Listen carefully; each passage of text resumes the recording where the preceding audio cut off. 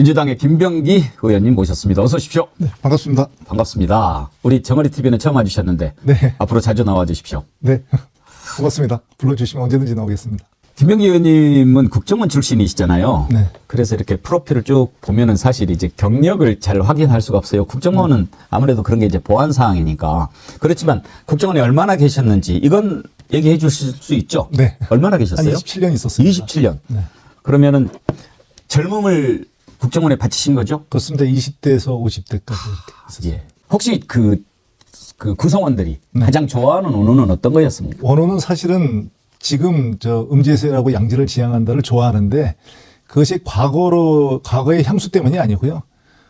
국정원 직원은 음지에서 오직 국가와 국민을 위해서만 일해야 한다. 이렇게 변해왔다고 저는 말씀드리고 싶습니다. 옛날에 그 음습한 그런 예. 게 아니고 지금은 정말 우리가 보이지 않는 곳에서 국민을 위해서 국가를 위해서 일하는 그런 자부심을 가지고 일하는 조직이다. 이렇게 직원들의 의식은 변해왔다고 말씀드리고 싶습니다. 이번에 이제 홍장원 국정원 1차장이 이렇게 나오면서 국정원에 대해서 국민들이 좀 여러 가지로 생각을 많이 하게 됐는데 전체적으로 이렇게 국정원 출신으로서 보시기에 국정원이 지금도 이 일을 제대로 하고 있는 것 같습니까? 어떻습니까? 그 일에 대한 말씀을 드리기 전에 국정원 직원들의 그러니까 의식은 30년 동안 확실히 변해왔다. 국정원의 지난 30년 역사를 다른 얘기로 하면 탈정치에 대한 몸부림이었거든요. 근데 이번에 보면서 홍장원 차장이 그것을 아마 저는 대표적으로 보여주고 있는 거라고 생각을 합니다. 저는 국정원 직원들이 어떤 명령을 받았을 때 만약에 이 쿠데타에 관계된 이런 불법 계엄에 관계된 것이었다면 홍장원 차장뿐만이 아니고 다른 직원들도 임무 수행을 거부했을 것이라 이렇게 단언하겠습니다. 평생을 이제 정보기관에서 일하셨기 때문에 어떤 것이 나와서는 안 되고 이런 것을 바로바로 아실 거 아닙니까? 네. 저는 그냥 궁금해서 이것저것 막 네. 여쭤보겠습니다. 네. 혹시라도 이것을 얘기하면 안 된다 하는 것은 의원님이 알아서 얘기를 해 주십시오. 네. 그 국정원 관련해서 여러 가지 이번에 이제 막 나온 것들이 있는데 그중에 이제 블랙 영혼이라는 말이 나오지 않습니까? 네. 어떤 사람을 블랙 영혼이라고 합니까? 저희가 주로 해외에서 활동하는 요원을 세 가지로 구분을 합니다. 예. 그러니까 이른바 이제 외교관으로 이제 위장하는 요원을 화이트 요원이라고 그러고 아, 그리고 연구원 같이 연구소로 취업하는 대표적인 뭐 그런 요원들을 회색 요원이라고 그러고 아, 완전히 위장하는 요원, 소위 뭐 시샘말로 얘기했을 때 간첩, 스파이. 예, 스파이, 뭐 저희는 에스피오나지라고 그러는데 예. 그런 요원들을 갖다 블랙 요원이라고 합니다. 근데 희생과 고생 이런 것들이 블랙 요원들이 제일 강할 수밖에 없죠. 그렇겠죠. 여러 가지로 애환이 있습니다. 블랙 상상도 못하는 영혼은 애환. 만약에 작전을 수행하다가 네. 어떻게 뭐 일을 당하고 그래도 뭐 국민묘지에 못 묻힌다면서요? 당연히 못 묻힐 수밖에 없는 게요. 일단 그런 사람이 우리 요원이 아니라는 걸 부인부터 해야 됩니다. 이게 외교적인 문제가 생기거든요. 예. 상대 국가에. 근데 그쪽에서도 스파이가 없는 건 아니거든요. 정보 요원이 없는 건 아니거든요. 나중에 보니까 그 사람이 현충원에 묻혀 있더라. 그럼 유공자 해야지 묻히는 거거든요. 예. 그런 것 때문에 저희는 따로 저희 보국탑에 헌신한 분들에 의해서 국정원에 따로 보국탑을 모시고 있습니다. 국정원에 따로 모시는군요. 네. 우리가 왜 첩보 영화 보면은 미션 임파서블도 그렇고 또 007도 그렇고 만약에 이게 드러나면 우리는 너의 존재를 부인할 것이다. 네. 그러지 않습니까? 네. 너무나도 사실 너무나도 당연해야 되고요. 또 그렇게 안 하면 안 되는 거죠. 그러면 홍장원 차장은 원래는 블랙 영혼이었습니까? 블랙 요원이었습니다. 아. 네. 근데 근데 특이한 블랙 요원- 케이스입니다, 사실은. 예? 특이한 케이스입니다. 원래 육사 나와가지고 네. 그 수방사에서 근무를 특임단에서 707 특임단에서 707 특임단에 있었다고 그러더라고요. 네. 그러면 거기서 스카웃이 된 겁니까? 조금 말씀을 올리면 사실 블랙이라서 말씀드리기가 좀 조심스러운데 어느 정도 공개가 된 것 같아서 예. 말씀을 드리면 너무나 우수한 자원이라서 저희가 사실 안 뽑으려고 그랬었습니다. 너무 우수하면 안 됩니까? 아니 당신 같은 사람은 장성이 돼야지. 더군다나 굉장히 알려졌습니다만 대표화랑 출신의 특임단 출신의 아주 정통 포스거든요. 소위 성골. 예. 그런데 그랬더니 헌신하고 싶어가지고 전역을 했다고 그러더라고요. 오. 그래서 이제 뽑았습니다. 그럼 그분들은 그런 종류의 그런 분들은 그 당시만 해도 이제 육사가 굉장히 좋을 때거든요. 잠깐만요. 그러면 김병기 의원님 계실 때 뽑은 거예요? 제가 사실은 선발했습니다. 오, 그러셨군요. 네. 그래서 순수하게 그냥 선발했는데요. 물론 제 위에 분들이 계셨죠. 예. 제가 이제 실물을 그때 보셨을 때겠네요. 했었는데요. 몇 년도입니까 그때가? 그건 말씀 안 드리겠습니다. 예, 그럴 수 있겠습니다. 예. 그런데 대북 공작을 지원을 했어요. 대부분의 분들이 좋은 시샘말로 좋은 보직을 지원하거든요. 예. 지금이나 그때나 가장 어려운, 그땐 더 어려웠습니다. 그래서 도대체 왜 그러냐? 그럼 한번 물어본 적이 있습니다. 그랬더니 자기의 꿈이 육사 다닐 때 꿈이 소대장 중대장일 때 조국을 위해서 전투하다가 전사하는 게 자기 꿈이었다고 그러더라고요. 근데 그럴 수가 없는 거예요, 상황이. 예. 뭐더 어려운 업무, 진짜 국가를 위해서 진짜 뛸 수 있는 업무가 어딨냐고 해서 자기 지원을 했기 때문에 자기는 블랙을 가야 된다고 그러더라고요. 보냈습니다. 사실 보냈더니 정말 뭐 당연히 잘할 수밖에 없죠. 예. 또 있고 또 열심히 하고. 그때부터 조금 보였습니까? 사무관 저희가 이제 직급이 저희 그 정통 저희 공채 출신들은 이제 7급부터 시작을 하는. 예. 사무관 될 때 이미 가끔 가다가 그렇습니다. 한 7, 8년, 5, 6년에 가끔 가다가 제가 저 인사처에서 근무를 했는데 예. 근무하다 보면 어느 부서에 굉장히 유능한 직원, 유망한 직원이 있다 이런 것들을 가끔 가다가 나타납니다. 낭중지추죠. 다 네, 드러나죠. 그 직원 중에 하나가 보통 사무관 정도 되면 나타나거든요. 근데 그 중에 대표적인 직원이죠. 어떤 점을 가장 눈여겨 보셨습니까? 그러니까 국가관? 그런 거는 뭐 기본적으로 갖춘 거고요. 예. 국정원 직원이라면. 직원에 대해서 질투하는 직원들도 그 홍장원 직원에 대해서 지금 좀 안 좋게 얘기하는 분들이 있지 않습니까? 예. 그분들도 홍장원 직원의 홍장원 차장의 그 능력만큼은 부인하지 않습니다. 제가 한 가지 예를 들면요. 예. 사실 굉장히 유능한 요원이 있었어요. 근데 그 요원이 지금 홍장원 차장을 가장 욕하는 방송에 나오고 그럽니다. 한마디로 말씀드리면 우리가 삼국지를 예. 예를 들겠습니다. 그러니까 주유가 죽으면서 하늘에 대고 원망을 하는 게 나옵니다. 하늘은 나 주유를 내렸으면 됐지 왜 제갈량을 내렸냐 네. 이런 용어가 나오거든요. 그러니까 홍장원이 굳이 비유를 하면은 제갈량인 거죠. 그만큼 뛰어납니다. 오테르토와 살리에르 직원중에서도 같군요. 네, 뛰어난 직원, 베스트 오브 베스트죠. 예. 그러니까 평생을 뛰어넘고 싶었으나 이겨보지 못했던 자의 한탄인 거죠. 그렇다고 저는 봅니다. 그 정도로 뛰어났군요. 네. 그래서 이제 국정원 차장까지 됐는데 이번에 보면 국정원장 하는 걸 보면 저런 원장 모시기는 참 쉽지 않았겠다 싶더라고요. 모든 것을 이렇게 그냥 자기 보신에만 신경 쓰고 그런 사람 조직에서 따르기가 참 힘들지요. 그 국정원에서 평생을 근무했던 분과 그렇지 않은 분의 차이가 이번에 좀 극명하게 나타나고 있지 않나 그렇게 싶습니다. 국정원 출신으로 국정원장이 된 적이 있었나요? 이전에 조금 있습니다. 그러니까 처음에 이종찬 원장님이 대표적으로 계시고요. 이종찬 원장이 국정원에 계셨었어요? 네, 저희 공채, 정보부 출신이었나요? 네, 저희 공채 1기생입니다. 네. 그렇습니까? 네, 유명하신 분이죠. 이분도 육사 갔다가 서울대 나왔지 않습니까? 네, 그렇습니다. 그랬다가 다시 정보부로 들어왔다가 국정원장. 그렇습니다. 그러면은 그런 이력이 있어서 김대중 대통령이 국정원장을 보내신 거군요. 그렇죠. 네. 국정원 경험이 있구나. 쭉 잘하지는 않았어도요. 아니요, 계속 계시다가 예. 60년대 저희 공채 출신으로 오셔가지고 계속 계시다가 80년대에 정치를 시작하시면서 사직을 하셨던. 그럼 꽤 오래되셨군요. 정통입니다. 정통 정보맨이시군요. 그렇습니다. 그리고 또요. 그리고 이제 김만복 원장님이 계시고요. 이제 그리고 그 다음에 조금씩 다 계십니다. 예. 국정원 생각하면 어떤 마음이 드세요? 평생을 담으셨던 곳인데. 볼 때마다 이번 홍장원 차장을 보면서도 느꼈던 감정 똑같다고 할 수 있는데요. 항상 보면 좀 짠하죠. 예. 그 안에서 만나면 진짜 소박하거든요. 그리고 안에서 만나면 정말 소시민이거든요. 그런데 업무를 마주하면은 같은 사람인가 할 정도로 돌변합니다. 그렇긴 하지만 정말 조용하게 그리고 누구보다도 가정 사랑하면서 그 국정원 직원들이 크게 나누면 두 종류입니다. 예. 공초가. 그러니까 집에서 당신이 무슨 국정원 직원이야. 그런 정도 공초가. 또 하나는 이혼 가정이 되죠. 예. 가정에 그만큼 신경을 못 쓰니까. 그렇습니다. 크게 나누면. 예.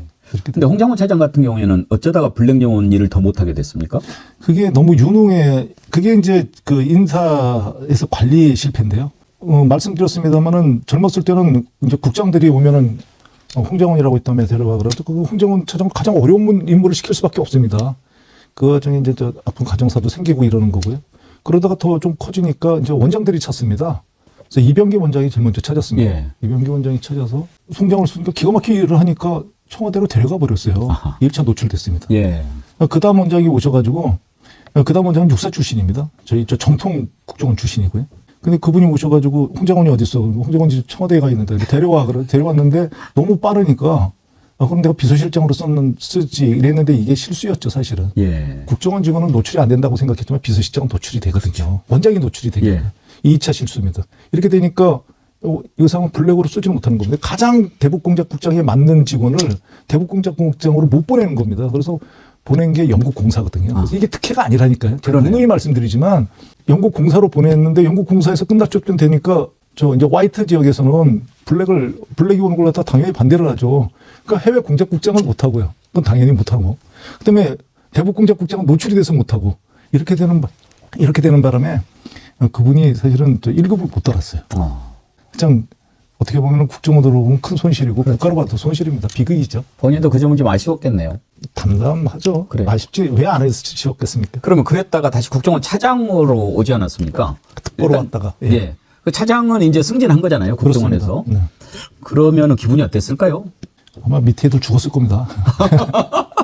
그 본인이 그렇게 일을 하는데 솔선수범하는 형이 예. 밑에 애들도 아주 그냥 일 세게 시키는 거를 유명했거든요. 차장은 누가 시켰습니까? 차장은 이번 정부에서 됐다고 볼수 이번에? 있죠. 네. 그전에 박지원 원장 때가 아닙니까? 그렇습니다. 박지원 원장 때는 아니고요. 이번 박지원 원장 지난번에 당신이 시켰다고 우리한테 그랬는데. 아니, 그건 뭐 아마 얘기가 잘못된 걸 겁니다. 예. 또 전혀. 이분이 또 자기 또 자랑하시려고 그랬군요.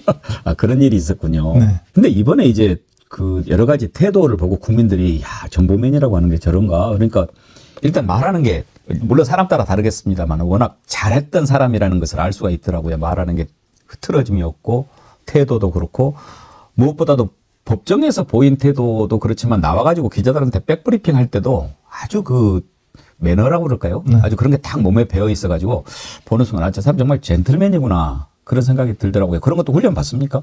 그건 대북공작 출신이니까요. 예. 당연히 받고요. 어느 정도들 교육을 받죠. 일반적인 기본 교육들은 다 받는데 사실 저는 이번에 홍 차장이 이렇게 하는 거 보면서 잘 컸다. 그러니까 이 블랙들만이 가질 수 있는 사선을 넘어온 자의 그 인생관 같은 게 보여지죠. 그건 사실 홍 차장만 지금 봐서 그러는데 제가 좀 국정원 맨들을 갖다 얘기를 하면 대북 공작국에서 주로 이제 그런 분들이 좀 있겠죠. 해외 공작을 많이 하신 분들은 사선을 넘어온 분들은 대동소이합니다. 의원님도 한때는 블랙이셨습니까? 아닙니다. 저는 계속 화이트였습니까? 네, 저는 블랙이었죠. 블랙으로 전 처지게 못합니다. 그러면 홍장원 차장 같은 경우에 이제 직접 선발하셨고 그런 인연이 있는데 나중에 정치권으로 오시고 국정원에 있고 그리고 또 정보위에 계시니까 네. 서로 접촉할 만한 지점이 있지 않습니까? 네. 관계를 어떻게 유지하셨습니까? 아닙니다. 저는 국정원 출신도 명확합니다. 국정원을 떠나오는 순간 국정원 직원들을 접촉하는 거는 저는 안 된다고 생각을 합니다. 다들 그렇게 생각을 하고 있고요. 홍장원 차장을 다시 만난 거는 홍장원 차장이 비서실장으로 원장을 수행해서 만났을 때 만났고 그때도 사적인 대화는 하지 않았습니다. 홍장원 차장이랑 그 대화를 하기 시작한 건 차장으로 온 다음입니다. 그때는 그럼 좀 편하게 뭐 식사도 하고 그럴 수 있습니까? 뭐 차장이니까. 차장이니까. 네. 그런데 이제 그걸 가지고 뭐 정치적 중립이 어떻고 뭐 이런 이야기를 좀 하더라고요. 그럼 조태용 차장님, 원장님이나 그전 원장님도 저희랑 식사를 하면 안 되는 거죠? 조태용 원장 얘기 나온 김에 네. 조태용 원장은 외교관이지 않습니까? 네. 그리고 이제 용산에 있었단 말이에요. 네. 그런 사람을 국정원장으로 보냈습니다. 네. 왜 보낸 것 같습니까? 저는 국정원을 글쎄요. 그냥 단순 제 생각이 뭐 맞을 거라고 생각을 별로 안 해서 말씀드리기가 좀 조심스럽긴 합니다만 아마 관리용으로 보내지 않았을까 싶습니다. 네. 관리라면 큰 그림은 우리가 다 알아서 그릴 테니까 당신은 조용히 그냥 국정원 관리만 하고 있어 이런 차원? 뭐 그런 차원이겠죠. 예. 그러니까 관리는 안보실에 정말 실세들이 할 테니까 뭐 이런 거 아니겠습니까? 그래서 궁금한 게 왜 이번에 주요 가담이라든지 주요 임무 종사에 김태효 얘기가 안 나오는지 정말 미스터리인데요. 그 가담을 안 했을 리가 저는 없다고 생각을 합니다. 여러 가지로 저희가 못 밝히고 있는 거죠. 그렇기 때문에 제가 뭐 여러 군데에서 이 얘기는 했습니다만 이 지금 내란에 대한 거는 밝혀진 게 사실은 없다고 생각을 하셔야 됩니다. 그러니까 정보가 벌써 밝혀져가지고 뭐 이렇게 많은 분들이 얘기를 하는데 아예 어림도 없는 얘기. 없죠. 예. 그 정말 오랜 기간 꼼꼼하게 정말 이걸 갖다가 검토하고 추적하고 해서 밝혀내야 될 문제들이 많습니다.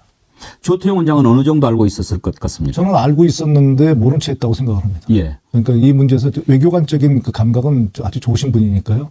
이게 큰 문제가 되리라고 생각을 했겠죠. 적어도 홍장원 차장이 지금 방첩사가 이재명 한동훈이 잡으러 다닌답니다. 네. 하면 놀래든지 뭔가 반응이 있어야 되잖아요. 그런데 그런 상황에서 내일 아침에 얘기합시다라고 하는 건 본인이 이미 알고 있었다는 얘기 아니겠습니까? 뭐 그걸 포함해가지고 그 상황에 대해서 개입하고 싶지 않았다. 예. 명확한 증거라고 생각합니다. 나는 몰라. 하여튼 나는 끌어들이지 마. 네. 지금 그거죠. 그렇죠. 예. 홍장원 차장 관련해서 이제 국민들이 궁금해하는 게 있습니다. 네. 정보맨이니까 모든 것을 이제 적는 것이 거의 습관처럼 돼 있을 거 아닙니까? 네. 그런데 영민하고 그렇게 습관처럼 돼 있는 분이 왜 처음에 그 메모를 적었던 장소가 집무실이 아니고 공간 가는 어두운 길목이라고 얘기를 해서 쓸데없이 조태용으로부터 반격당하고 그 메모의 신빙성에 흠집을 내는 그런 증언을 했느냐. 다른 사람 같으면 그래 너는 왔다 갔다 하니까 라고 할 텐데 우리가 아는 홍장원은 정확하고 빈틈이 없고 확실한데 그 부분에서 진술이 엇갈리니까 뭐지 하는 마음이 있거든요. 그건 어떻게 해석을 해야 될까요? 그럼 홍장원이 이 방송에 출연을 해야 될 것 같습니다. 네, 한번 좀 나오라고 얘기 좀 예. 해주십시오. 네. 제가 한번 뵙고 싶습니다. 네. 개인적으로. 근데 홍장원이 다 못하는 얘기일 겁니다. 그러니까 저는 이 공작관들은 굉장히 주도면밀해요. 그래서 만약에 본인이 그 혼선을 일으켰다. 그럼 어떻게 혼선을 일으켰는지 그건 본인한테 좀 들어봐야 된다고 생각을 합니다. 예. 제가 얘기를 하면 또 괜한 오해가 증폭될 것 같아서. 네. 그러면 이것만 여쭤볼게요. 그것도 기억이 불분명해서 그런 게 아니고 어떤 의도를 가지고 처음에 그렇게 진술을 했을 가능성이 높다고 보시는 겁니까? 저는 양쪽 다 있다고 생각하고요. 다만 하나 확실한 거는 제가 말씀드릴 수 있습니다. 지금 메모지에 대한 신빙성에 대해서 얘기를 하지 않습니까? 일고의 가치도 없는 얘기입니다. 그 본질은 저는 전혀 아니, 흔들리지 않는다고 보죠. 그것뿐만이 아니고요. 예.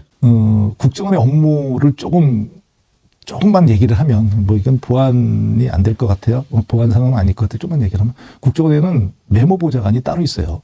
아하. 예, 그래서 뭐냐면 전화를 받으면 여러 가지 형태의 전화를 받을 수 있습니다. 그러면 쓰는 분이 빨리 쓰다 보면 원래 글씨를 잘 쓰는 사람도 굉장히 악필이 돼요. 예. 뭐 너무나 당연하죠. 뭐 받았으니까. 그럼 그걸 정서를 본인이 하는 게 아니라 메모 보좌관을 주거든요. 메모 보좌관. 예, 이 메모 보좌관이 사실 어떻게 보면 당사자보다 글씨 더 잘 알아봐야 됩니다. 국정원의 업무 스타일이 그렇습니다. 만약에 그걸 이거 못 알아보겠는데 그럼 메모 보좌관을 바꿔야죠. 그리고 메모보 이렇게 보면 어떻게 글씨를 그렇게 뭐 이상하게 썼는데 그거는 그 공작관들만의 자기 스타일입니다. 저는 오히려 야 저게 노출이 됐네 그렇게 생각을 했는데 많은 분들이 그걸 엉뚱하게 해석하는 것 같아서 그럼 메모 보좌관이 본인보다 더 잘 알아볼 수 있는 거니까 그 메모의 신빙성에 대해서는 그거는 뭐 더 이상 얘기할 필요 없다고 생각을 합니다. 이번에 현지에서 증언할 때 보니까 보좌관이 3명이더라고요. 예. 그런데 지금 누군지는 몰라도 한 명이 약간 홍장원 차장한테 부정적인 증언 진술을 아마 한 것 같은데 우리가 생각하기에 야 홍장원 차장 정도 되면은 참 보좌관들이 흠모하고 그 인품에 반하고 그럴 것 같은데 한 놈은 좀 마음에 안 드는 부분이 있었던 모양이죠? 저는 내용을 다 봐야 된다고 생각을 하고요. 그리고 그 내용이 다시 말씀드리지만 부정적이라고 해가지고 그 내용의 신빙성이 저는 탄핵된다거나 배척된다고는 생각하지 않습니다. 네. 그리고 홍장원 차장이 업무를 너무 시켜서 싫어할 수는 있을지 몰라도 홍장원 차장의 그러니까 다른 스타일 때문에 다른 것 때문에 이렇게 부정적으로 얘기했다고는 저는 생각하고 싶지 않습니다. 홍 차장한테 이제 조태용 원장이 그만두라고 얘기를 하지 않았습니까? 네. 정무직은 다 그런 거죠라고 하면서 당연히 그랬겠죠. 예. 네. 그럼 그만두라고 한 것은 그 당시에 홍 차장이 윤석열 말을 제대로 안 들었다고 판단한 걸까요? 그럼요. 예. 그럼요. 예. 그게 지금 일부 나오는 그 전화를 해야 되지 않겠습니까? 이런 얘기는 그건 사실 말도 안 되는 얘기고요. 예. 그렇게 된다고 그러면 그 얘기를 듣고 하나요? 그런 시기에? 그러니까 그건 명확하게 얘기하면은 저는 이랬을 것 같아요. 왜 홍 차장한테 많은 사람이 말도 안 듣고 많은 사람들이 업무도 잘 못하고 그랬는데 왜 홍 차장한테 그 분노를 쏟아냈을까? 딴 말로 하면 홍 차장의 업무 능력을 갖다 굉장히 믿었던 거겠죠. 대통령이. 그건 분명히 시켜봤을 겁니다. 여러 가지로 우크라이나라든지 이런 데서의 업무 성과 예를 들면 본인이 지시한 거에 대한 이행사항 이런 걸 아마 모든 본인이 시켜본 사람 중에서 제일 잘하는 사람 중에 하나였을 거예요. 아마 홍 차장이 어느 방송에선가 자승 스님 입적에 관해서 얘기를 하는데 그때 아주 일을 깔끔하게 처리했다고 생각을 할 겁니다. 그런 거 시켜보니까 바로 직자적으로 대응해서 바로 애들 동원해서 깔끔하게 끝내네. 그렇다고만 한다면 계엄 때 이런 위치 추적 같은 걸 시키면 아주 신속하게 끝낼 수 있겠네라고 생각을 갖다 저는 충분히 했을 거라고 생각을 합니다. 그런데 의외의 결과가 나온 거죠. 그러니까 본인이 실패한 책임을 홍 차장한테 그러니까 뒤집어 씌우려고 그랬던 거죠. 그러면은 조태용한테도 전화하고 홍 차장한테 전화하고 두 군데다 다 지시를 내렸을 거 아닙니까 지금? 여러 가지로 봤을 때 저는 조태용 원장이 잘 안 들으니까 예. 뭐 본인도 뭐 여러 가지 이해하면 저 계엄 자체에 대해서 뭐 명확하게 찬성하지 않고 또 반대 의견을 냈다는 거 아니겠습니까? 예. 그렇기 때문에 가장 믿을 수 있는 홍 차장 이야기 내렸겠죠. 그랬겠죠. 그러니까 이제 뭐 미국 이런 거 말도 안 되는 핑계고 그럼요. 조태용한테 이야기했는데 조태용은 본능적으로 이러다가 나 망한다 싶으니까 뭐 어영부영했을 것이고. 표정이나 목소리만 들어도 그건 아는 거 아니겠습니까? 그럼 이놈하고는 안 되겠네. 네. 홍 차장한테 얘기를 했는데 홍 차장이 그걸 또 제대로 안 했다. 네. 그래서 이제 잘라라. 그랬을 텐데 그 다음 날인가 또 불러가지고 정부직이 그렇죠라면서 다시 또 원복을 시켰다는 거 아닙니까? 네. 그것도 뭘까요? 그 시간 사이에 홍 차장이 중대 결심을 하려고 한다는 첩보 정도의 첩보를 입수를 했겠죠. 그 첩보를 입수해서 부랴부랴 그걸 갖다 걷어들여야 되는 상황이 좀 됐을 거라고 다 봅니다. 드러날까봐. 그렇죠. 예. 그리고 홍 차장의 그런 업무 스타일이나 성격도 알고 국가관이나 인생관도 아니까요. 그러니까 그걸 갖다 부랴부랴 좀 걷어들였다고 생각을 합니다. 제가 알고 있기로는 뭐 얘기해도 될 것 같습니다. 홍 차장이 그 본인이 모셨던 분을 만나서 자기 속내를 약간의 그 괴로운 속내를 갖다 얘기를 했던 것 같아요. 모셨던 분이라면 안 알려진. 아닙니다. 알려진 분입니다. 잘. 네. 아니 이미 알려졌습니까 지금? 지금 안 알려졌으니까. 그러니까 지금 우리는 아직 모르고 있는 어떤 분을 만나서. 네. 네. 뭐 저녁 식사를 하면서 예. 집에 찾아가서 저녁 식사를 하면서 그런 얘기를 했던 것 같습니다. 예. 근데 뭐 명확하죠. 저희한테도 얘기하는 거가 명확하니까요. 뭐요. 충성을 한다. 대통령한테 충성한다. 그렇지만 대통령 앞에 국민이 있다. 국민한테 총뿌리를 겨누라는 대통령 명령은 못 따르는 거 아닙니까? 이게 요지였습니다. 제가 사실은 뭐 홍 차장 얘기 제가 발표를 했지만 그 얘기를 하고 난 다음에 저도 평생을 그쪽에 있었는데 그걸 갖다가 제가 크로스 체크를 안 해봤겠습니까? 정말 동원할 수 있는 모든 걸 다 동원하고 크로스 체크를 하고 맞다고 생각하니까 지금 제가 그냥 조용히 있는 거죠. 그다음부터 제가 어떤 방송에도 나가서 뭐 이렇게 막 얘기하거나 뭐 이렇게 얘기하지 않는 게 홍 차장이 말한 그 내용이 사실이고 홍 차장이 얘기하는 게 제일 정확한 거거든요. 다른 사람들이 얘기하면 혼선을 줄 수 있거든요. 그럴 정도로 저는 나름대로 체크를 했고 홍 차장 말이 사실이라는 결론을 내렸습니다. 자기 편이 아니라고 해서 막 그런 식으로 뭐 이념 문제까지 들이대면서 마치 민주당으로 이렇게 붙은 것처럼 이야기하지만 그건 정말 비겁한 태도죠. 정상훈 차장이 국회에 나와가지고 했던 그 얘기가 확실하게 홍장훈 차장이 누군가를 보여주는 말이라고 생각합니다. 지금도 이런 짓을 저지른 데가 있다. 네. 어디냐? 평양. 국가보위부다. 딱 그 얘기가 가장 정확한 얘기 아니었습니까? 뭐 개인적인 거로 얘기를 해도 됩니다. 그건 이제 뭐 가장 정확한 얘기고요. 사적으로 들어가면 홍 차장은 직원들 사이에 언젠가는 국정원장이 될 사람, 이 조직을 이끌 사람이라는 게 사실은 일반적인 관측이에요. 안 되면 이게 좀 문제가 있다 이런 정도로 그 능력을 인정받는 분이었고 나중에 뭐 들어보면 홍 차장 본인도 뭐 그런 쪽에서 그런 얘기들이 어느 정도 있었다는 거 아니겠습니까? 본인 개인적으로 보면요. 진짜 본인이 어느 방송에서 얘기를 하더라고요. 본인이 가다 돌멩이 맞았다고 뭐 교통사고 났다고 그러는데 딱 그럴 겁니다. 왜냐면 본인한테 왜 전화를 해가지고 전화를 안 했으면 문제가 있다고 하더라도 이게 이렇게 공개 안 됐겠죠. 그런데 본인의 입장에서 보면은 그걸 하는 척이라도 했으면은 고민 안 했겠습니까? 본인이 당 원장인데 누구나 어떤 조직에 들어가면 그 조직의 최고 수장이 되고 싶고 모든 사람의 꿈이고 욕망 아니겠습니까? 본인으로 보면 그걸 포기를 한 겁니다. 근데 이게 지금 얘기하니까 쉬운 거지 당사자가 돼보면 그 포기한다는 게 그렇게 쉬웠겠습니까? 그래서 홍 차장이 얘기를 발표를 저희한테 와서 얘기를 하는데 제가 발표하러 나가면서 홍 차장한테 누구도 못 도와주는데 참 짠하다. 후배가 이렇게 얘기를 하는데 너 앞으로 진짜 삭막한 광야에 너 혼자 서서 감당해야 될 텐데 누구도 못 도와주는데 참 훌륭한데 참 짠하다. 이런 얘기를 했거든요. 지금 그런 상황 아니겠습니까?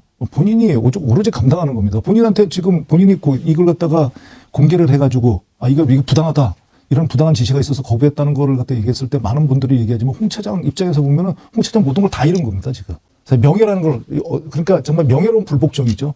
명예를 위해서 자기가 평생 동안 간직했던 본인이 정말로 얘기했던 국민과 국가를 위해서 자기를 희생한 거거든요. 그거를 높게 해줘야죠. 정말로. 그걸 높게 평가해줘야 되는 거지. 아니 본인 자기가 조금만 숨었으면 자기가 조금만 외면했으면 본인이 다음 원장이라니까요. 국민이 지금 인정하지 않습니까? 그렇습니다. 예.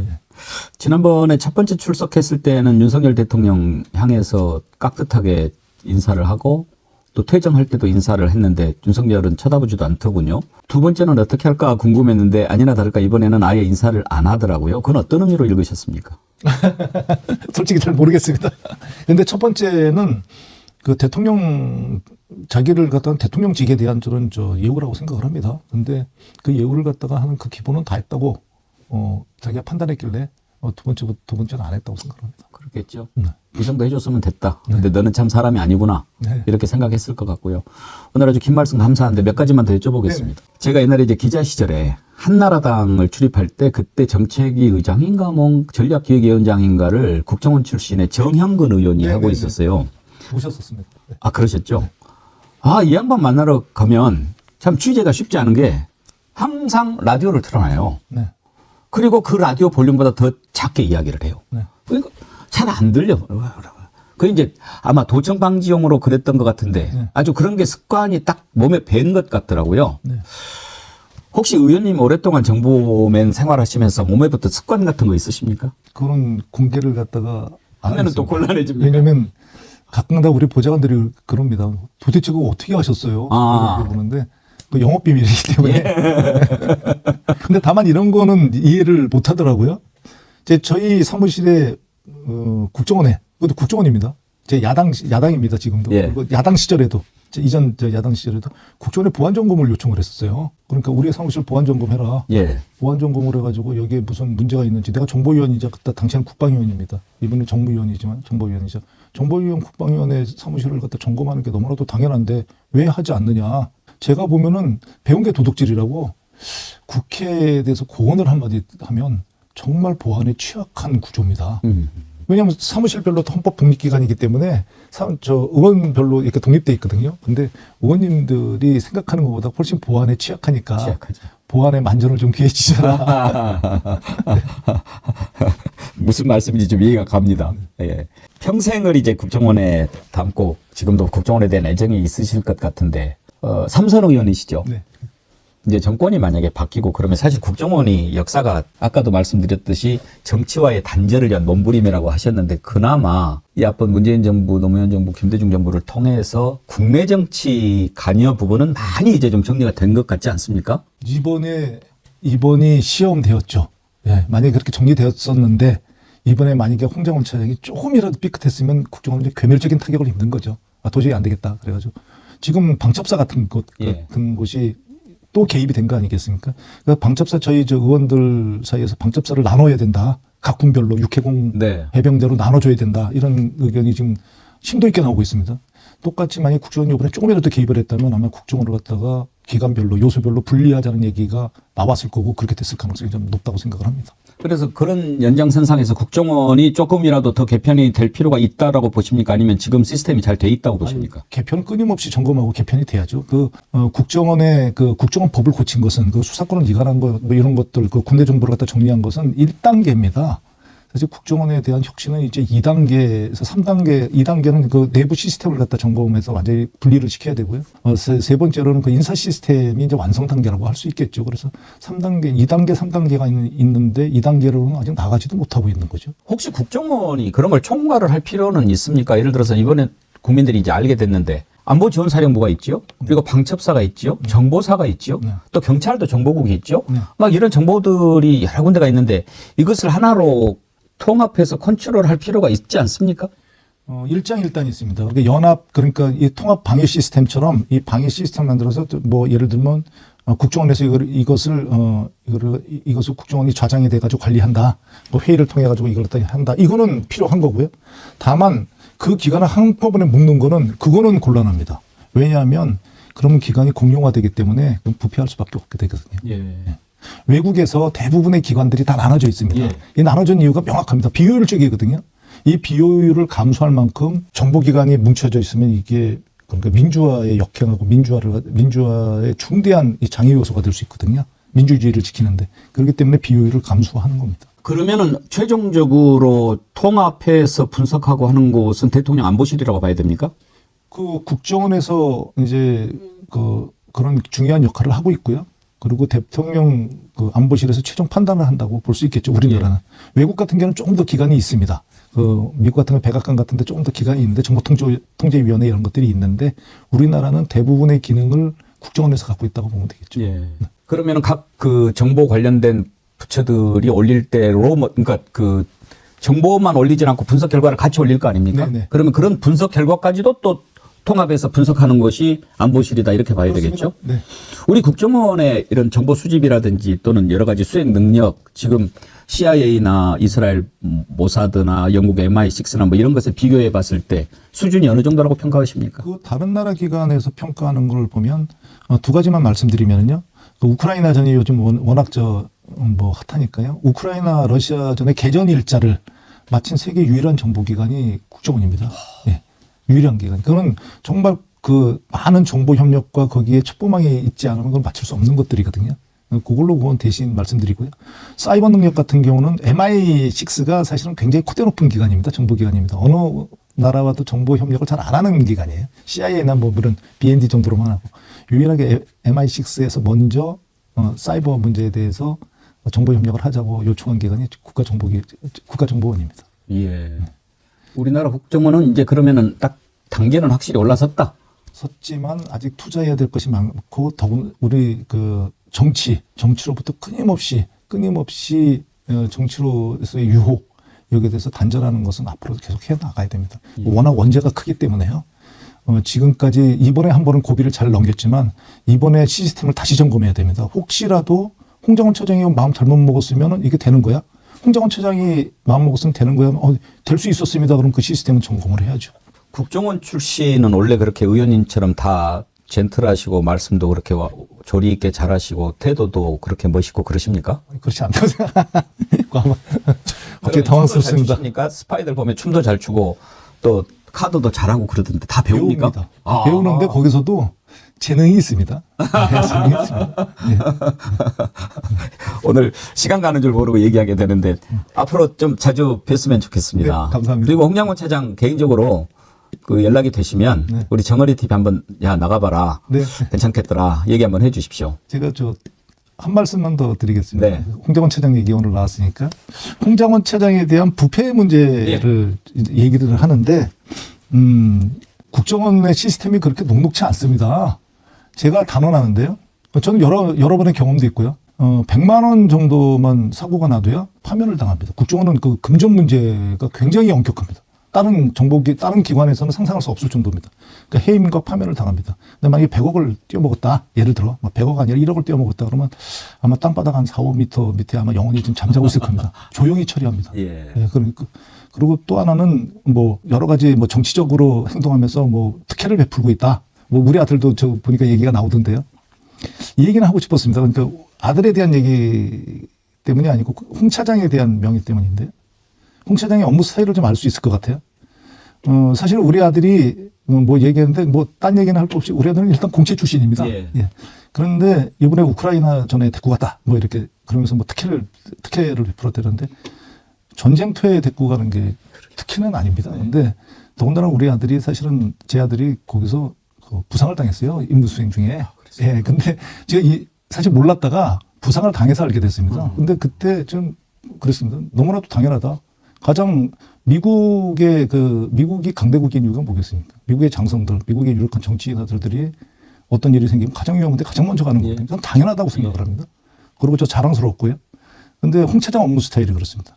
그러니까 가장 그런 업무에 가장 그런 위험한 업무에 그런 사람들을 투입합니다.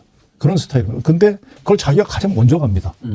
근데 뭐 황교안 총리나 이런 분들이 뭐 특혜라고 그러는데 전쟁터에 데리고 가는 게 특혜도 아니지만 그 전쟁터가 특혜라는 분들이 왜 본인들은 군대도 안 갔다 오셨는지 모르겠습니다.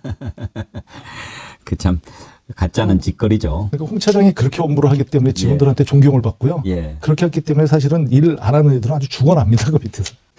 보내드리기가 그러네요. 두 가지만 짧게 좀 여쭤봐도 되겠습니까? 첫 번째, 김건희는 지금 뭐 하고 있는 것 같습니까? 계속해서 전화를 돌리고 있는 것 같습니다. 전화질. 뭐 농담입니다. 예, 아니, 왜냐하면 그럴 것 같아서요. 전화번호를 알 필요가 없는 분들의 전화번호에 계속 나오니까 예. 뭐 지금 이제 뭐 정보기관의 얘기가 집중은 됐습니다만 국정원장이랑 통화할 일은 없거든요. 예.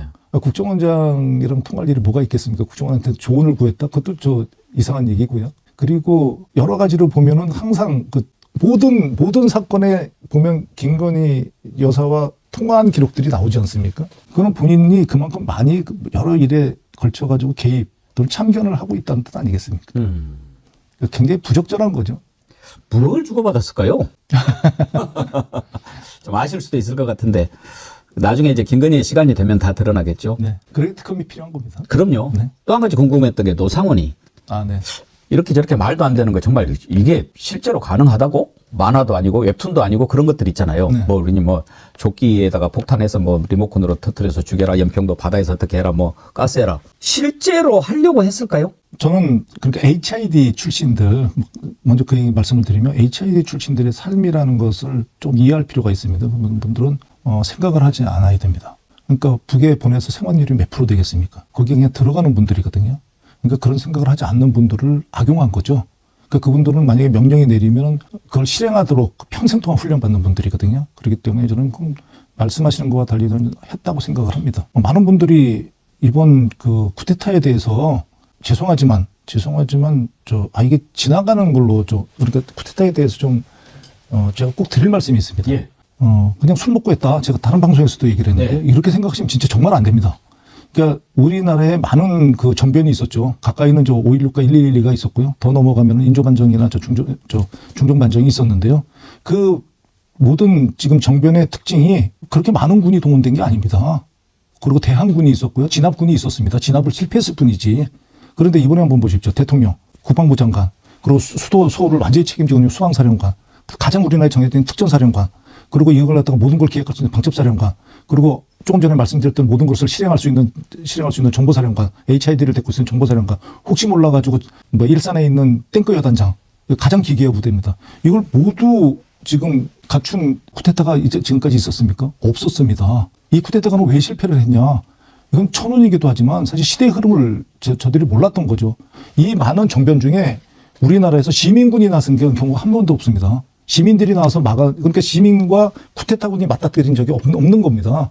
이번에 사실 이 쿠데타를 막은 건 시민들이죠. 시민들이 99%를 막았고, 정말로 그 정치인들이 그 1%를 갖다가 담을 넘어가지고 해제를 시킨 것 뿐이죠.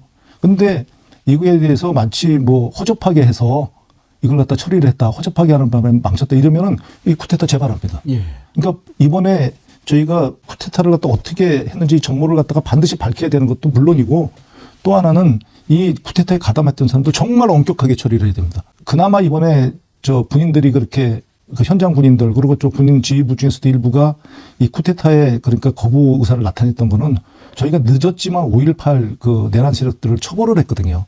물론 아쉽게도 전부 사면을 했지만 저는 그렇기 때문에 이번에 반드시 내란 세력들 전부를 갖다 처벌을 해야 될 뿐만 아니고 절대로 중후자들은 그 사면해서는 안 된다.